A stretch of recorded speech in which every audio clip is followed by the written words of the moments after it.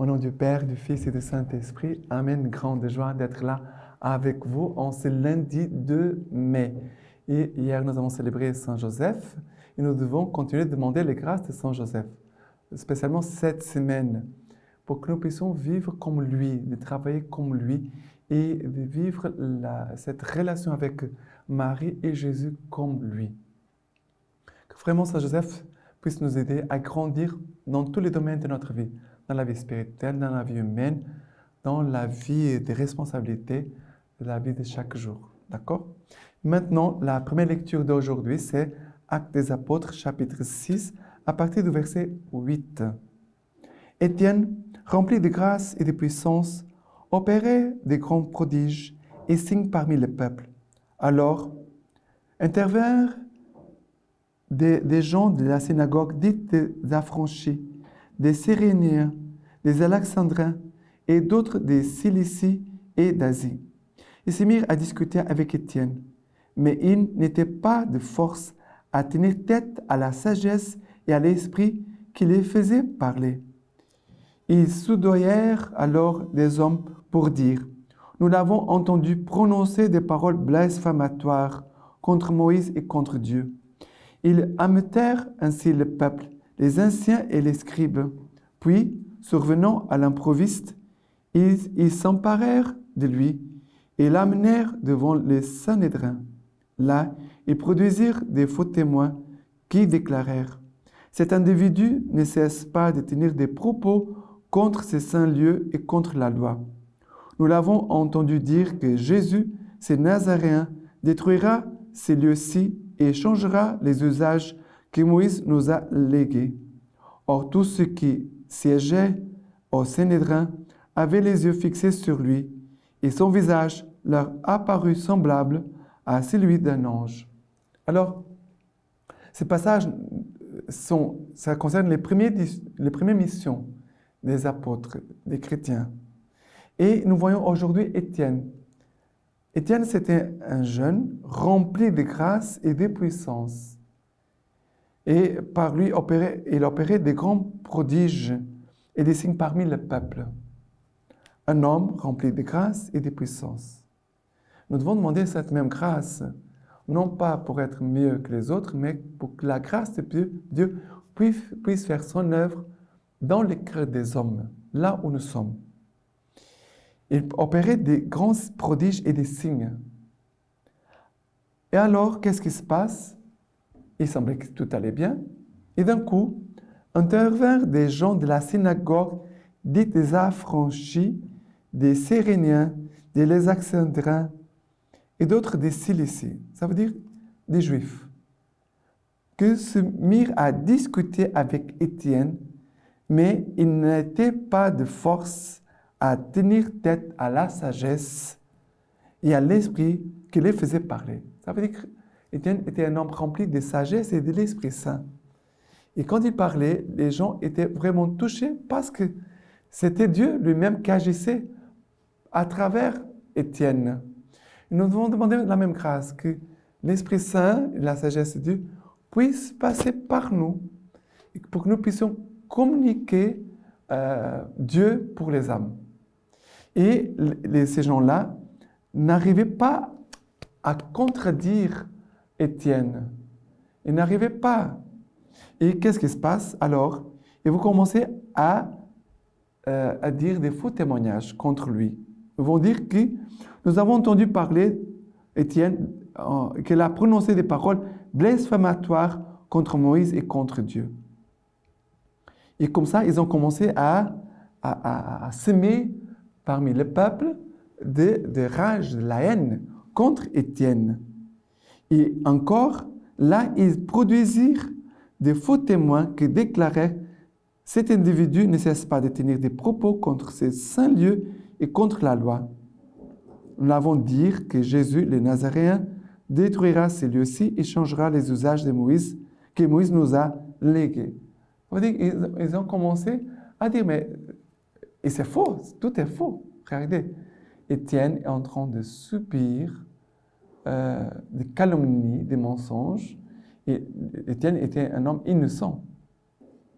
Mais pour nous dire que parfois nous pouvons vivre des situations semblables où les gens commencent à se lever contre nous, de dire même de faux témoignages, de dire des mensonges. Mais qu'est-ce qu'il faut faire? Nous devons demander, Esprit Saint, viens sur moi. Esprit de sagesse, viens sur moi. Viens me conduire dans mes actions, dans mes paroles, en tout ce que je ferai et dirai, que soit tout guidé par toi, Esprit Saint. Que rien vienne de moi, que rien vienne de mon être humain blessé, parce que quand nous sommes offensés, blessés, nous avons la tendance de répondre aussi de la même façon. Et Étienne ici ne fait pas ça, il laisse Dieu passer devant lui.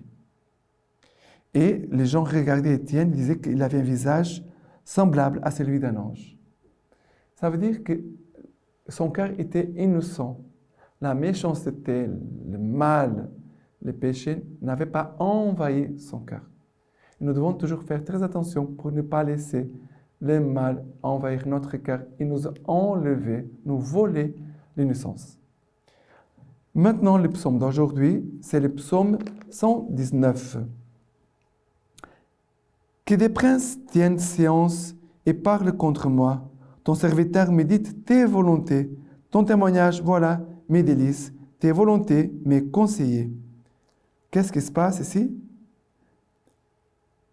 Que des princes tiennent séance et parlent contre moi. Si les gens parlent contre moi, qu'est-ce qu'il fait ici? Ton serviteur médite tes volontés. Ton témoignage, ça veut dire les paroles du Seigneur, voilà mes délices. Tes volontés, mes conseillers.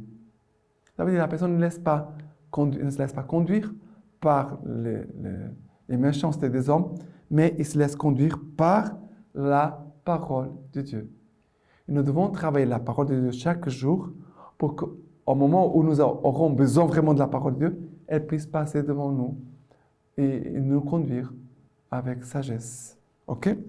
Et encore, j'énumère mes voies, tu me réponds. Apprends-moi tes volontés. Fais-moi comprendre la voie de tes préceptes. Je méditerai sur tes merveilles. Détourne-moi de la voie du mensonge. Fais-moi la grâce de ta loi. J'ai choisi la voie de la vérité. Je me conforme à tes jugements. J'ai choisi la voie de vérité. Dieu qui est vrai, Dieu conduit toutes choses avec vérité. J'ai choisi Dieu, j'ai choisi la vérité. Et je me conforme à tes jugements, je me conforme à ta volonté, je me conforme à ta parole. Nous devons demander la grâce de nous conformer à la parole de Dieu. Ça veut dire d'être conformé avec Jésus, qui est le Verbe. D'accord? Maintenant, l'évangile d'aujourd'hui, c'est Jean chapitre 6, à partir du verset 22.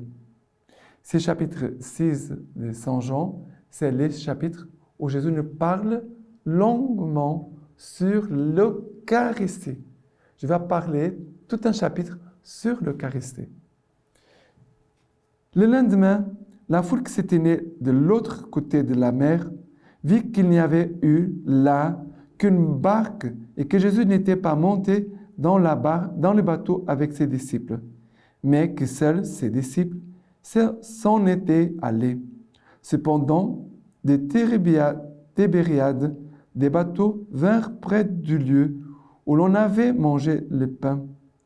Quand donc la foule vit que Jésus n'était pas là, ni ses disciples non plus, les gens s'embarquèrent et vinrent à Capharnaüm à la recherche de Jésus. L'ayant trouvé de l'autre côté de la mer, ils lui dirent, « Rabbi, quand es-tu arrivé ici ?» Jésus leur répondit, « En vérité, je vous le dis, vous me cherchez, non pas parce que vous avez vu des signes, mais parce que vous avez mangé du pain et avez été rassasiés. Travaillez non pour la nourriture qui se perd, mais pour la nourriture qui demeure en vie éternelle, celle que vous donnera le Fils de l'homme, car c'est lui que le Père, Dieu, a marqué de son sceau. » Et lui dirent alors, « Que devons-nous faire pour travailler aux œuvres de Dieu ?» Jésus leur répondit, « L'œuvre de Dieu, c'est que vous croyez en celui qu'il a envoyé. Qu'est-ce qui se passe? Il y a les gens qui vont aller à la rencontre de Jésus et quand ils vont le trouver, le rencontrer, ils vont dire, Rabbi, quand es-tu arrivé ici? Jésus va répondre d'une façon peut-être surprenante pour eux. En vérité, je vous le dis, vous me cherchez non parce que vous avez vu des signes, ça veut dire les miracles que j'ai faits vous ont touché votre cœur et maintenant les signes que vous avez vus a suscité dans vos cœurs la foi, le désir d'aimer plus Dieu, de connaître plus Dieu, de faire plus de la volonté de Dieu, de se convertir davantage, de changer de vie. Jésus va dire, vous ne me cherchez pas à cause des signes, mais parce que vous avez mangé du pain et vous avez été rassasiés. Ça veut dire que vous me cherchez parce que vous avez un intérêt personnel pour votre bien, pour avoir le ventre bien rempli. Ça veut dire que vous n'avez pas soif de Dieu ni des choses du ciel. C'est cela que Jésus dit. Travaillez non pour la nourriture qui se perd, mais pour la nourriture qui demeure en vie éternelle. Jésus dit, travaillez pour la nourriture qui ne passe pas, qui demeure jusqu'à la vie éternelle. Il y a des gens, nous devons tous travailler, bien sûr, mais que notre travail soit motivé, conduit, soutenu pour l'amour de Dieu. Que notre travail soit conduit, motivé, soutenu par la parole de Dieu, par la prière. C'est pour cela, dans notre communauté Semence du Verbe, la vie et le travail vont ensemble. On travaille et on prie, on travaille. Ora et labora. Prie et travaille. C'est cela que Saint Benoît demandait. Travaillez non pour la nourriture qui se perd, mais pour la nourriture qui demeure en vie éternelle. Celle que vous donnera le Fils de l'homme, c'est lui que le Père, Dieu, a marqué de son sceau. Ça veut dire que Jésus a été marqué de l'onction de l'Esprit Saint le jour de son baptême. C'est cela, Jésus est en train de rappeler. Rappelez-vous, moi, j'ai reçu l'onction de l'Esprit Saint au jour de mon baptême. Et c'est cet même esprit que toi et moi, nous avons reçu le jour de notre baptême, que doit conduire toutes nos actions. Nous devons vivre de l'esprit et par l'esprit et pour l'esprit. D'accord?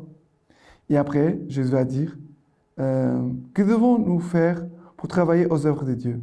Demandent les Juifs. Jésus répond, l'œuvre de Dieu, c'est que vous croyez en celui qui l'a envoyé. Et de croire en Jésus, ce n'est pas seulement la foi, mais croire, c'est de vivre ce que Jésus nous a enseigné. Croire, c'est aussi de participer à l'œuvre de Dieu. Je vis comme Jésus vit. Vous comprenez? De croire, ce n'est pas seulement le don de la foi, mais c'est de vivre en unité, en union avec Jésus, en unité et en union avec mes frères et sœurs, parce que nous voulons ensemble construire le royaume de Dieu. D'accord? Nous célébrons aujourd'hui Saint Athanase, évêque docteur de l'Église. Discours sur l'incarnation du Verbe. Le Verbe de Dieu, incorporel, incorruptible et immatériel, est arrivé dans notre région, bien qu'il n'en ait pas été loin auparavant. En effet, il n'avait laissé aucune partie de la création privée de sa présence, car il remplissait tout, lui qui demeure auprès de son Père. Mais il s'est rendu présent en s'abaissant à cause de son amour pour nous, et il s'est manifesté à nous. Il avait pitié de notre race, il avait compassion de notre faiblesse, il condescendait à notre corruption, il n'acceptait pas que la mort domine sur nous. Il ne voulait pas voir périr ce qui avait commencé, ni voir échouer ce que son Père avait accompli en créant les hommes.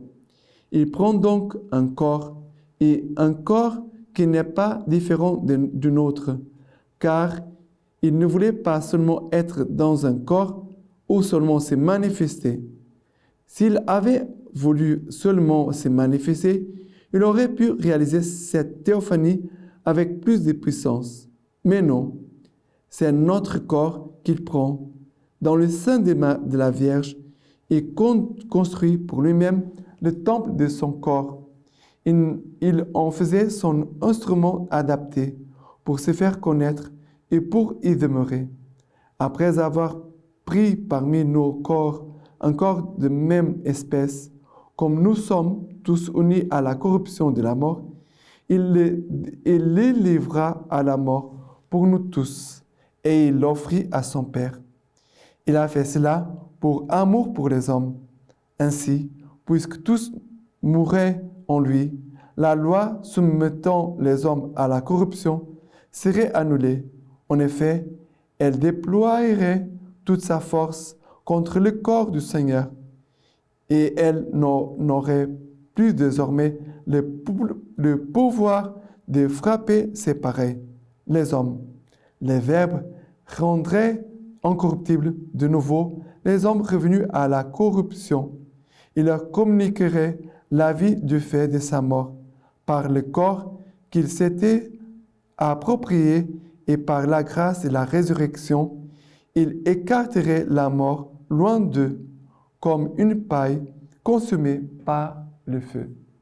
Et maintenant, je vous laisse la bénédiction par les mains toutes pures de la Vierge Marie. Que Dieu Tout-Puissant vous bénisse et vous garde, le Père, le Fils et le Saint-Esprit. Amen.